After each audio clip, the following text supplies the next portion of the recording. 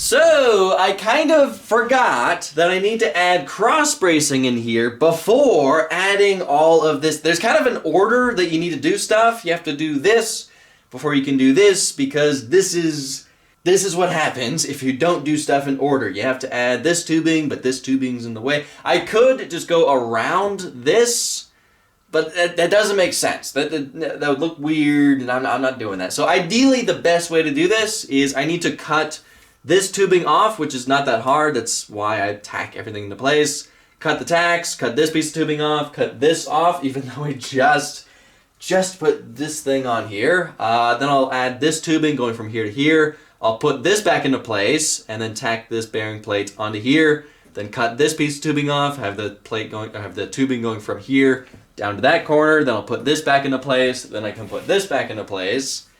Yeah, it's not really that big a deal. It kind of sucks to have to do stuff twice.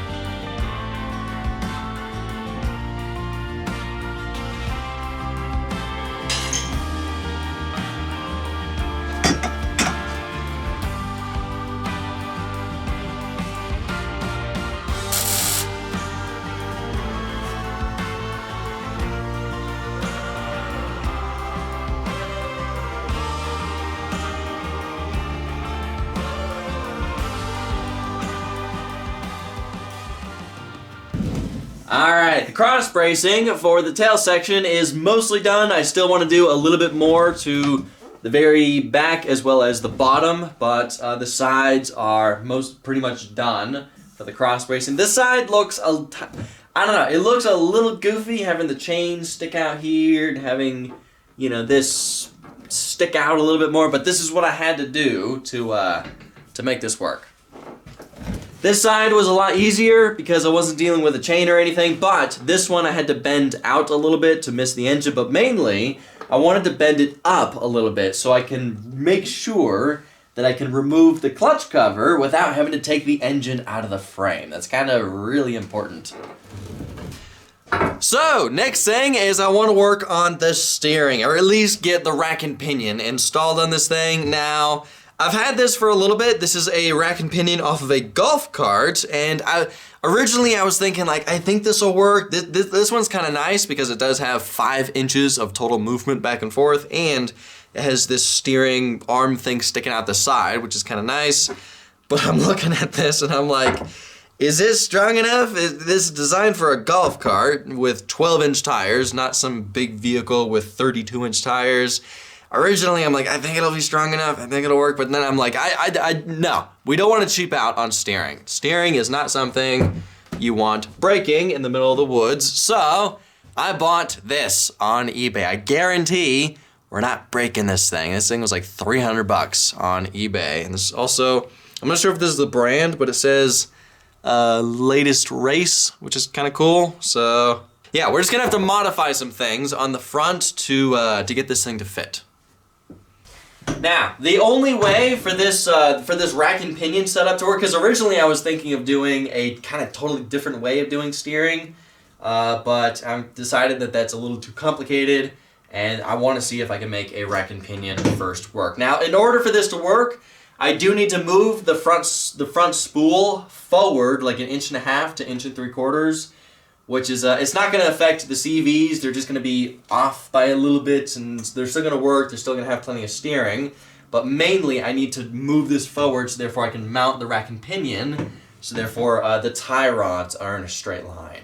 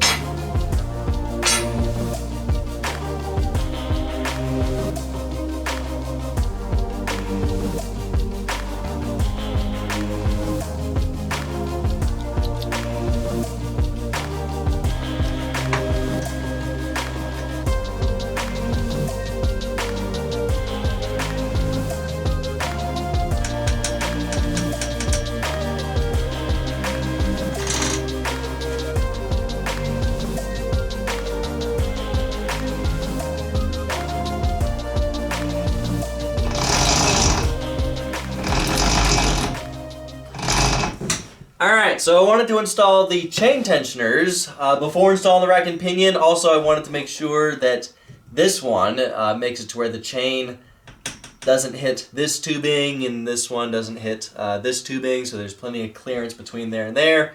And now there's plenty of space for the rack and pinion in here. It's a little cramped, but I can make this work.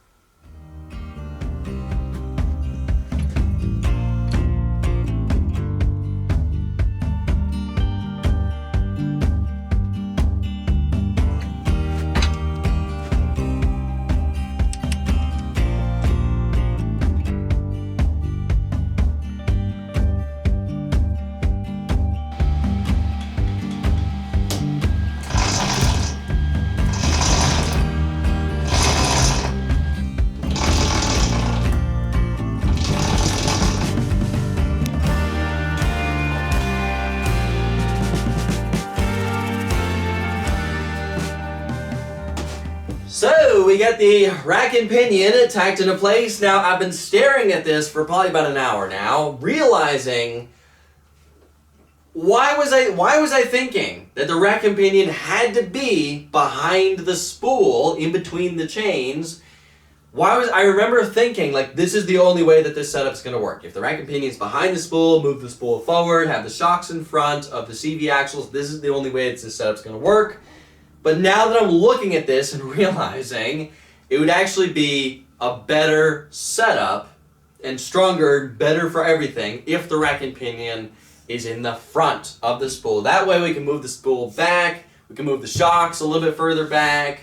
It's actually going to be stronger for the steering because the tie rods are going to be in the front of the spindles. That way the tie rods are going to be under a extension force versus compression when you hit a big boulder or a rock or anything. So it's going to be stronger. We're going to have a lot better, stronger steering angle. We need as much steering angle as we can have with this vehicle. And it's also going to be a lot easier to connect the steering wheel to the power steering, to the rack and pinion, with the rack and pinion in the front versus in the back.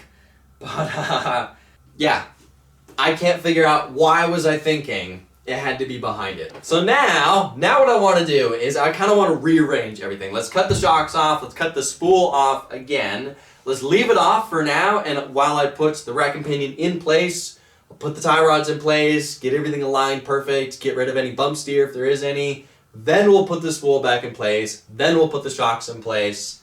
It's a lot more work, but it's going to be a lot better in the long run.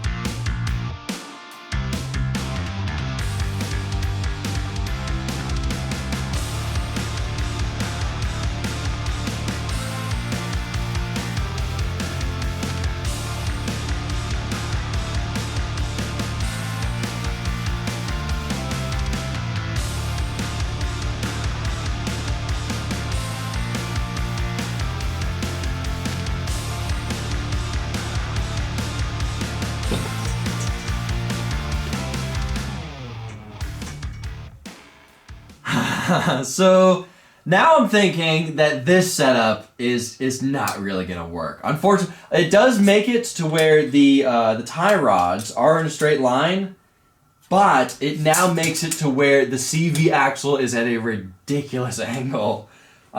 Sometimes you just have to mock something up to really get an idea of what it's gonna look like, and I honestly don't really think that this setup is going to work. This does make it to where it is much better for the steering, but it's not for the CV axle. Because actually, if you think about it, with true Ackerman steering, a tire turns more this way than it does this way. So having it 10 degrees angled back actually does kind of limit us with how much steering we can have with the CV axles. So maybe our original setup was better. I don't know, I'm really trying to make this work. I'm wondering, what if I just mount the rack and pinion super high? That'll make it to where I can move the spool forward like an inch, and it won't be at such a weird angle. I don't know, I could mount this thing like right here. Let me kind of mock that up and see what that looks like.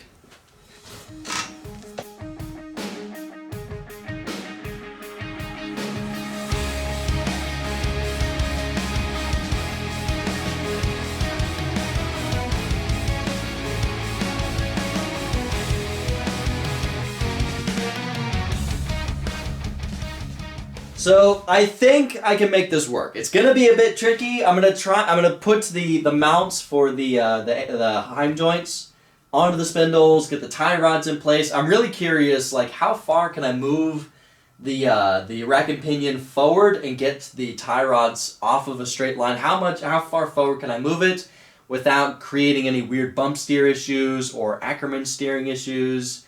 And that'll kind of tell us, you know, if this setup will work.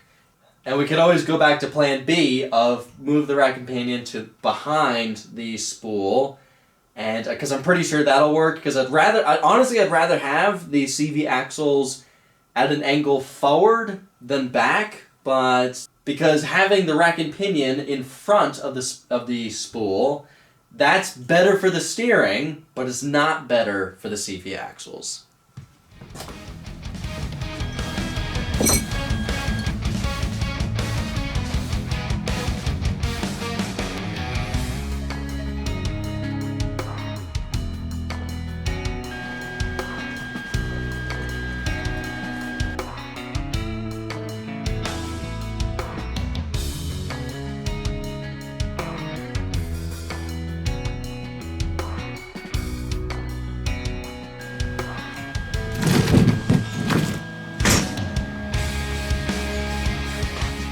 Alright, so I need to be able to test the full suspension travel of this thing, so I'm going to let the back end down. That'll pick the front end up a little bit, I think. So, I don't know if this is going to work, but here goes nothing.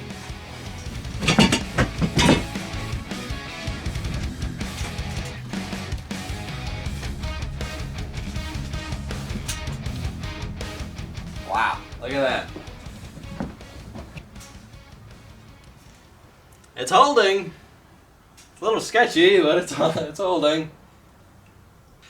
So I put the tie rod kind of in a general spot of where it needs to be, trying to make it level with the A-arms, and I'm looking at the bump steer, and this is roughly the max amount of suspension travel that this thing's gonna have. And as far as bump steer, this thing, it looks pretty good. I'm seeing maybe like a degree or 2 degrees max of the tiniest movement back and forth, which for an off-road vehicle, that is totally acceptable. It's totally, you're not going to notice that while, you know, going off-road. The main thing with bump steer for an off-road vehicle is you just don't want the whole thing doing this when you're moving the suspension up and down. So as far as bump steer, I think 1 or 2 degrees max for full suspension up and down travel. I think that's acceptable.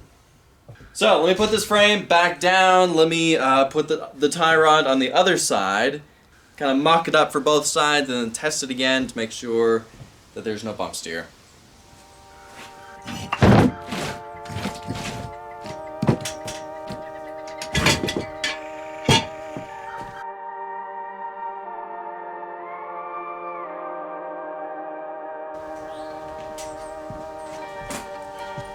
Despite what you guys think, this frame's actually not that heavy. It's not that hard to move around, especially with the engine in it.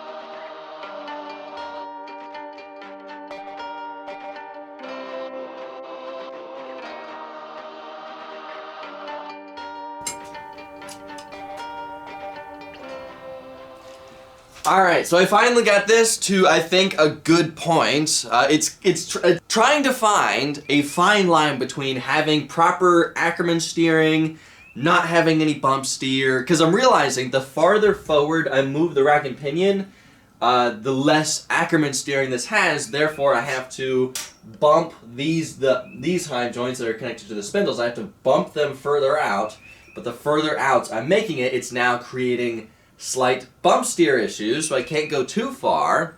So it's trying to find a good line between not having bump steer, having proper Ackerman steering, and not having the front spool, having the CVs at some weird off angle or anything, and making it to where we still have plenty of steering. So I think this is a good spot. I made it to where this has, you know, the proper Ackerman steering. That tire is turned more than that tire. I'm not sure if you guys are going to be able to see that with the camera position, but also it has minimal amount of bumps. It does have like 2 or maybe 3 degrees of a little bit of deflection, but for an off-road vehicle, we're not really going to notice that. And also the CV axles aren't at that ridiculous of an angle, and even with this being, you know, really, it can still turn. You know, it can still actually move a little bit more. These have a lot more steering angle than this side of the CV axles. So I think this is a good spot. Let's tack everything in place. Finally tack the rack and pinion in place, tack the spool in place, and then I kind of want to redo these tie rods because these were kind of just temporary, and I want to get them to proper length.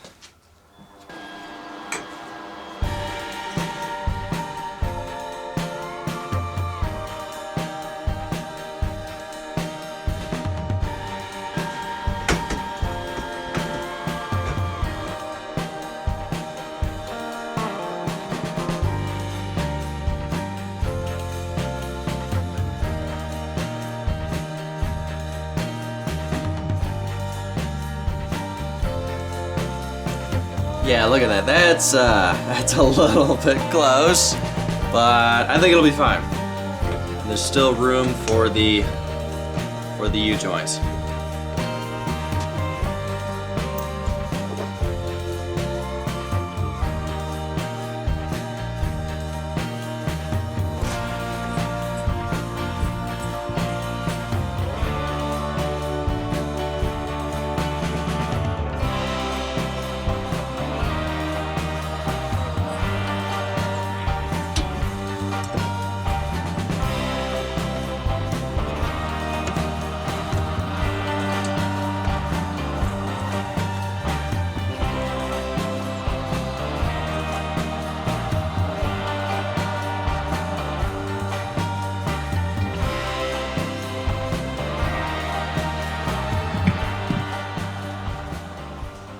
So let's test for bump steer again for the 4th time. So this, I believe, is because the CV axles like bottom out or bind up right there. So with limiting straps, the bottom of the suspension is probably going to be there. So this is probably the max amount of suspension travel this thing's going to have. And as far as bump steer, I don't know how well you guys can see it on camera, but it doesn't have that much.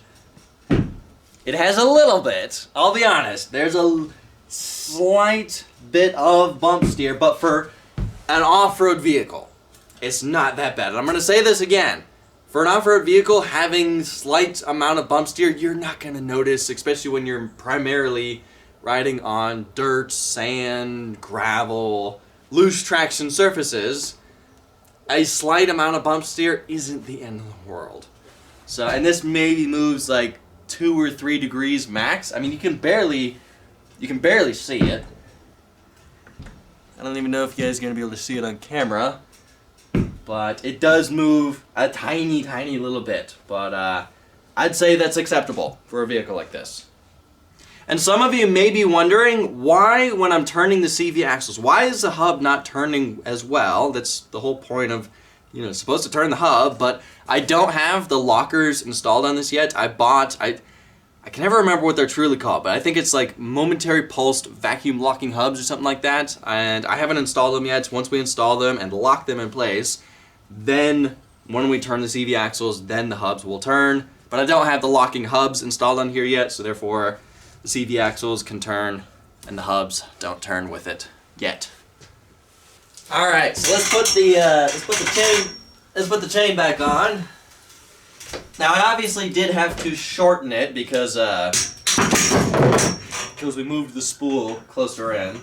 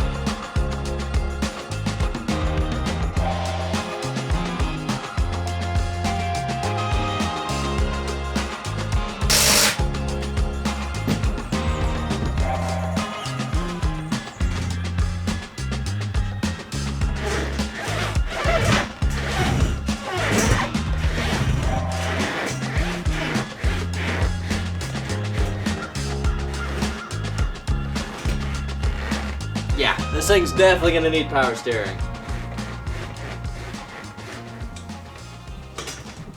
Alright, so we got the steering to work. I'll be honest, I was a little skeptical that I was gonna be able to pull this off. When I first mocked up the rack and pinion in the front of the spool, I didn't think I was gonna be able to make this work, but I somehow pulled it off. We will have to finish the mounts on the spindles for the tie rods because right now I'm waiting on high misalignment spacers. I thought I bought some for this project, but I have no idea where they went. So right now we just kind of have one on each, and I need two on each. So once those get here, we'll kind of finish the mounts for the spindles, get the top and bottom plate installed. And the bottom plate that we're using right now is kind of just temporary. I kind of want to put one that's wider on there to be a lot stronger. So I did have some issues because when I first welded on the mounts for the tie rods on the spindles, it didn't have any bump steer, but it also didn't have any Ackerman steering. When I turned the steering all the way, both tires were turned the exact same degree. And I adjusted some things. I made it to where it had proper Ackerman steering, but then it had bump steer. So I kind of had to find a fine line between not that much bump steer, but still having true Ackerman steering. That was kind of an issue because of because I wanted to move the rack and pinion forward. That was kind of messing up the Ackerman steering. So I've somehow made it to where it only has a slight amount of bump steer, but it does have true Ackerman steer, which I think is more important for something like this, for a vehicle like this. I think it's more important to have true Ackerman steering than zero bump steer. So I think it's gonna work. Yeah, and we did test it. This thing, the suspension moves up and down. It's able to turn. I know this CV axles are at a weird spot. I think they can handle it. I tested it. They can still steer lock to lock and move all the way up and down. Nothing binds up or anything, so that's good. This thing doesn't have really that much steering angle. It kind of has, a decent amount, but it's, if I ever have to turn around on a trail, I'm going to have to do some 5 or 6 point turn, depending how wide the trail is. So this thing's not going to have the greatest turning radius because of this setup, but it's the way it is. There's really nothing I can do about that because of the CV axles we are using. So anyway, I think it'll work. I think the steering's gonna work. I'm not sure if I already said this, but I did buy a power steering column. I was kind of considering, because you can on eBay for $600. I think it's a little bit more than $600. You can get a power steering kit for a Polaris Razor or something like that. And somebody told me that those are more powerful than a power steering kit or power steering from a Prius. But for $250 on eBay for a Prius power steering column, I went with that. Those seem to work fine, so it'll hopefully work fine on this. Because this thing's definitely gonna need power steering for this vehicle. So anyway, next video we'll obviously just continue working on more of the frame. I really want to get the shocks installed on this thing. I really want to see what this frame looks like standing up on its own. But we have to do a bunch of cross bracing on this frame before we can do that. Because I don't want to tweak the frame or anything, because it's not really that strong right now. We got to do the cross bracing. Once we do that, then we can obviously add the shocks on here. Now we also have to do all the cross bracing on the trailing arms. We got to strengthen those things up as well. But that's going to be for the next couple videos of this project. But for now, I got to end this video here. Thank y'all for watching. I'll see ya in the next video.